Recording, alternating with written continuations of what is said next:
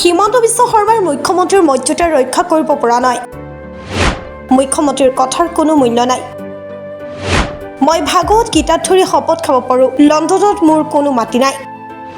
কিন্তু হিমন্ত বিশ্ব শৰ্মাই ডুবাইত সম্পত্তি নাই বুলি শপত খাব পাৰিবনে?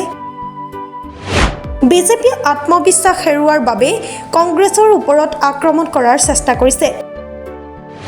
এই মন্তব্য গৌৰৱ গগৈৰ।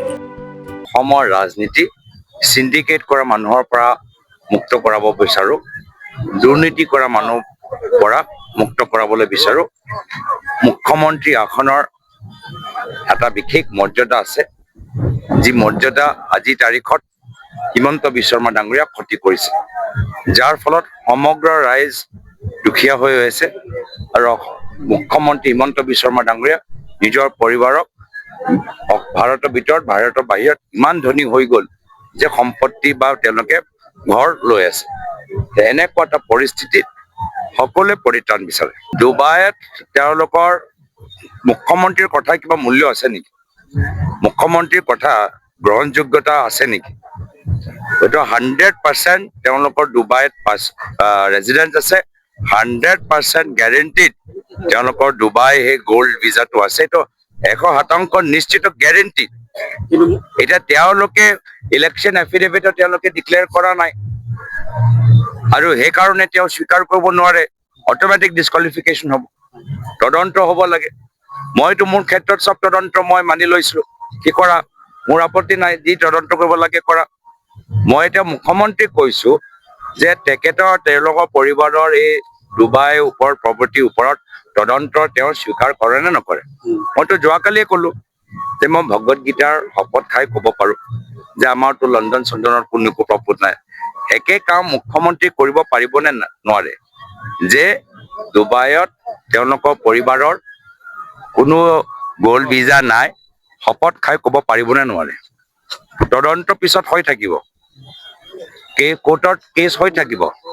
কাইলৈ ভিতৰতে যদি কয় একে সময়ত একে ঠাইত মই উপস্থিত থাকিম, মুখ্যমন্ত্ৰী হিমন্ত বিশ্ব শৰ্মা ডাঙৰীয়া উপস্থিত থাকিম, আমি চাওঁ ভগৱত গীতাৰ শপত খাই কোনে ক'ব পাৰে যে নিজৰ দেশৰ বাহিৰৰ সম্পত্তিৰ কথা। আৰু তেওঁ যে এইটো নাই কৰা, ডিছক্ল'জ কৰা নাই, লগে লগে আজি আমি ইলেকশ্যন কমিশ্যনকো আমি কমপ্লেইন দিবলৈ গৈ আছোঁ। মুখ্যমন্ত্ৰী বিজেপি দলৰ নিজৰ তেওঁলোকৰ যে আত্মবিশ্বাস নাই, লাহে লাহে হেৰুৱাইছে, সেইটোৱে প্ৰকাশ কৰিছে। চাৰিওফালে নৰদুৱাৰ, জালুকবাৰী, আমাৰ দিছপুৰ, আমাৰ ইয়াত ৰহাত, য'তে দেখিছোঁ বিজেপি দলৰ গুণ্ডা বাহিনীখিনি তেওঁলোকে আমাৰ বিৰোধী দলৰ প্ৰাৰ্থীসকলৰ ওপৰত আক্ৰমণ চলাইছে। ৰহাৰ ভিতৰত উৎপল বনিয়া ডাঙৰীয়াৰ ওপৰত আক্ৰমণ চলাইছে। আৰু এইটো কি ৰাজনীতি কৰিবলৈ বিচাৰে? আৰু এনে ধৰণৰ ভয় ভাবুকি এই গুণ্ডা বাহিনীবোৰ নচলিব। আমাৰ চৰকাৰ আহিলে আমি পুলিচলৈ কাঢ়া হ'ম, পুলিচৰ যোগেদি চিণ্ডিকেট কৰা মানুহক ৰক্ষণাবেক্ষণ দিয়াটো বন্ধ হ'ব আৰু বাস্তৱ মূল অপৰাধী তেওঁলোকক ধৰা যাব, এজনৰ ওপৰত তদন্ত। ৰহাত প্ৰদেশ কংগ্ৰেছৰ সভাপতি গৌৰৱ গগৈ আৰু ৰকিবুল হুছেইনৰ নিৰ্বাচনী প্ৰচাৰ। ৰহা সমষ্টিৰ কংগ্ৰেছ প্ৰাৰ্থী উৎপল বনিয়াৰ হৈ প্ৰচাৰ দুই কংগ্ৰেছ নেতাৰ। বিশাল নিৰ্বাচনী সভাত ভাষণ দি গৌৰৱ গগৈয়ে কয়, নতুন বৰ অসম গঢ়িবলৈ কংগ্ৰেছক ভোট দিব লাগিব। হিমন্ত বিশ্ব শৰ্মাৰ কৰ্মকাণ্ডই অসমক লজ্জিত কৰিছে। হিমন্ত বিশ্বই অগাধ সম্পত্তি গঢ়িছে। কংগ্ৰেছ চৰকাৰ আহিলে ইয়াৰ হিচাপ হ'ব। হিমন্তই ভয় ভাবুকি দিয়ে, কিন্তু কংগ্ৰেছৰ ওচৰত ৰাইজ আছে। কংগ্ৰেছৰ চৰকাৰ আহিলে 1 লাখ লোকক ভূমিপট্টা দিব। কংগ্ৰেছৰ চৰকাৰ আহিলে হিমন্ত বিশ্ব শৰ্মাৰ মদৰ দোকান বন্ধ কৰি দিম। হিমন্তই গৰু চিণ্ডিকেট কৰা মানুহক টিকট দিয়ে, ইয়াৰ ধন হিমন্তৰ ওচৰলৈ যায়। কংগ্ৰেছ চৰকাৰ আহিলে ইয়াৰ সম্পূৰ্ণ তদন্ত হ'ব।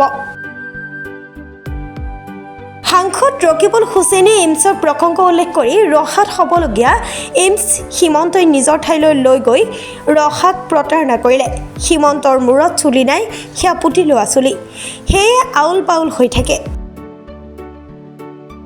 এবাৰ চিনেমা বনাব ৰকিবুল হুছেইনে, নাম হ'ব বান্টি বাবলি। হিমন্ত বিশ্ব শৰ্মাক কটাক্ষ কৰি এই মন্তব্য ৰকিবুল হুছেইনৰ। কংগ্ৰেছে আলফাক ভয় কৰা নাই, ছালফাক ভয় কৰা নাই। বিজেপিক ভয় কৰাৰ কথাই নাই বুলি মন্তব্য কৰে ৰকিবুল হুছেইনে। বিজেপিৰ বতাহ থকা স্বত্তেও ৰহাবাসী ৰাইজৰ এটা দুখ যে ইয়াত এইমছ এখন হৈছিল, সকলোৰে মাজত উল্লাস হৈছিল। দল মত নিৰ্বিশেষে, জাতি ধৰ্ম বৰ্ণ ভাষা নিৰ্বিশেষে, অকল ৰহা নহয় গোটেই মধ্য অসমৰ ৰাইজে আজি কৈছিল যে এইমছ এখন পাইছো, তাৰ দ্বাৰা ইনডাইৰেক্টলি ডাইৰেক্টলি প্ৰত্যক্ষ পৰোক্ষভাৱে বহুত উপকৃত হ'ব। আমি এখন এইমছ পাইছো, বহুত উল্লাস আছিল সকলোৰে মাজত। কিন্তু হিমন্ত বিশ্ব শৰ্মা ডাঙৰীয়াই সেই এইমছখন ইয়াৰ পৰা উঠাই লৈ গুচি গ'ল। এইটো এটা দুখ। আৰু গণতান্ত্ৰিক প্ৰক্ৰিয়াৰে সকলো যেতিয়া ৰাইজ ৰাজপথলৈ নামিলে, প্ৰথমে লাঠিৰে, পিছত এজন জনজাতি যুৱক মিণ্টু দেউৰীক গুলীয়াই হত্যা কৰিলে। মিণ্টু দেউৰীৰ তেজ এতিয়াও শুকোৱা নাই। মিণ্টু দেউৰীৰ তেজৰ বাবেই আজি যোৱাবাৰ কংগ্ৰেছ প্ৰাৰ্থীক জিকাইছিল। সেইজনে বিশ্বাসঘাতকতা কৰিলে, হিমন্ত বিশ্ব শৰ্মাৰ পথে পথিক হ'ল। সেইটো ফুটক তুলিবৰ বাবেই এইবাৰ এজন যুৱক আমাৰ উৎপল বনিয়া আহিছে। আৰু এইবাৰ ৰহা সমষ্টিত দেখিছে যে পুৱা ঘৰৰ কাম কাজ কাটি কৰি থৈ আজি বোৱাৰীসকল, আজি আমাৰ মহিলাসকল, বয়োজ্যেষ্ঠ লোকসকল কেনেকৈ ওলাই আহিছে। সাধাৰণতে এই সময়খিনিত আমাৰ ঘৰৰ কাম থাকে। আমি সদায় ৰাজনৈতিক মানুহসকলে পিছবেলা মিটিং বিচাৰো, কিন্তু ৰহাৰ আজি এই মিটিঙত সকলোৱে দল মত নিৰ্বিশেষে আহিছে। কাৰণ এইবাৰ উৎপল বনিয়াৰ জৰিয়তে গৌৰৱ গগৈ ডাঙৰীয়া যিটো মুখ্যমন্ত্ৰী হোৱাৰ এতিয়া পথত আগবাঢ়িছে, তাত ৰহাও অংশীদাৰ হোৱাৰ কাৰণে তেওঁলোকে আজি থিৰাং কৰিছে। তাৰে এটা প্ৰতিশোধ আজি ইয়াত দেখা গ'ল। আমাৰ প্ৰায় কেন্দ্ৰত চৰকাৰ সহ ৰাহুল গান্ধী ডাঙৰীয়াৰ নেতৃত্বত 260খন চিট পালেই, হয়তো 13খন চিট পালে কংগ্ৰেছৰ নেতৃত্বত ইণ্ডিয়া এলায়েন্সৰ চৰকাৰ হ'লহেঁতেন। কিন্তু একমাত্ৰ ওৱেইচি ডাঙৰীয়াই মহাৰাষ্ট্ৰত গৈ, বিহাৰত গৈ, গুজৰাটত গৈ, মধ্যপ্ৰদেশত গৈ তেজ গৰম হোৱা এনেকুৱা ধৰণৰ সাম্প্ৰদায়িক কথা ক'লে, যাৰ মাজত আমাৰ ভোটবিলাক ভাগ হৈ গ'ল। তেওঁ ওৱেইচি ডাঙৰীয়া ইয়ালৈ আহি হিমন্ত বিশ্ব শৰ্মাৰ কথা মতে নৰেন্দ্ৰ মোদীৰ বন্ধু আহি ইয়াত আমাৰ মাজত ভোট বিভাজন কৰিব বিচাৰিছে। কিন্তু ওৱেইচি ডাঙৰীয়াই নাজানে এইখন শংকৰদেৱ আজান ফকীৰৰ দেশ, ইয়াত বিভাজন নহ'ব। তেজ গৰম কৰা বক্তৃতা তেওঁ দিলে ইয়াত কাম নহ'ব। এইখন আমাৰ শংকৰদেৱ আজান ফকীৰৰ দেশ। আৰু সেইকাৰণে চুলি তুলি আউল বাউল হৈছে। বহুতে আকৌ কৈছে সেই চুলিখিনি তেওঁৰ বোলে নিজৰ নহয়। তেওঁ চুলি গুচি যোৱাৰ পাছত আজিকালি এটা নিয়ম আছে, চুলিখিনি ৰুইছিল। যিসকলৰ চুলি আছিল সেইসকলেও বোধহয় তেওঁৰ লগত অলপ এতিয়া সন্ধি কৰা নাই নেকি, তেওঁক বেয়া পাইছে। যেনেকে কিডনী এটা লগালে এক্সট্ৰা, যদি সেইটো মেটচ নকৰে তেতিয়াহ'লে আপোনাৰ উল্টা কাম কৰে, চুলিখিনিও দাং খাই থাকে। আৰু সেইকাৰণে আউল বাউল চুলিৰ কথাটো আমি কোৱা নাই, এইটো জুবিন গাৰ্গ ডাঙৰীয়াই কৈছিল। মই ভাবি আছো আপুনি সেইটো কোৱা নাই কিয়। যদি জেনেৰেটত হয় তেওঁ ব্যৱস্থা নলয় কিয়? হিমন্ত বিশ্ব শৰ্মাই এতিয়া আপোনাৰ নিজৰ ফাণ্ডত পৰিল। গতিকে এতিয়া হিমন্ত বিশ্ব শৰ্মা এতিয়া উকলি যোৱা এটা কথা, তেওঁ যে লোকৰ কথা কয়, এতিয়া উকলি যোৱা নচলা টকা হিমন্ত বিশ্ব শৰ্মা তেওঁৰ কথা নাপাতিব। তেওঁৰ বিৰুদ্ধেতো ব্যৱস্থা হ'বই। তেওঁ এতিয়া বাহিৰত যোৱাৰ কাৰণে বোলে এইবিলাক কাম কৰি আছে বুলি কৈছে। গতিকে এই কথাবিলাক হিমন্ত বিশ্ব শৰ্মা এতিয়া আপোনাৰ নচলা টকা। হিমন্ত বিশ্ব শৰ্মা তেওঁৰ ভাষা দেই, মোৰ ভাষা নহয় এইবিলাক। হিমন্ত বিশ্ব এতিয়া গ'ল, গৌৰৱ গগৈ ডাঙৰীয়া আহিল, এই কথাবিলাকৰ তন্ন বিচাৰ হ'ব। মই খালি নিজে ভাবিছো যে এতিয়া নতুন চিনেমা এখন চলি আছে, বন্তি বাবলি বোলে চিটিং কৰে, খুব চিটিং কৰে। মই বন্তি বাবলি অসমীয়াৰ বন্তি বাবলি 3 এখন উলিয়াম।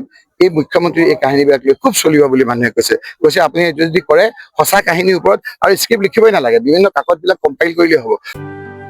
ৰহাৰ পৰা জিন্তু দাসৰ ৰিপৰ্ট, প্ৰাটো টাইম ডিজিটেল। শদিয়াৰ পৰা ধুবুৰীলৈ, বৰাকৰ পৰা ব্ৰহ্মপুত্ৰলৈ সকলোৰে মাজত চিনাকি এটা নাম প্ৰাতঃ টাইম। থলুৱা ভাষা, কৃষ্টি আৰু সত্য বাতৰিৰ আধাৰত প্ৰতিষ্ঠিত খবৰ প্ৰাতঃ টাইমৰ প্ৰতিটো বা বাতৰি পুংখানুপুংখভাৱে চাবলৈ Facebook, YouTube, website, Twitter, Instagram আৰু ব্লগাৰ পেজত লাইক আৰু ফ'ল' কৰক। ধন্যবাদ।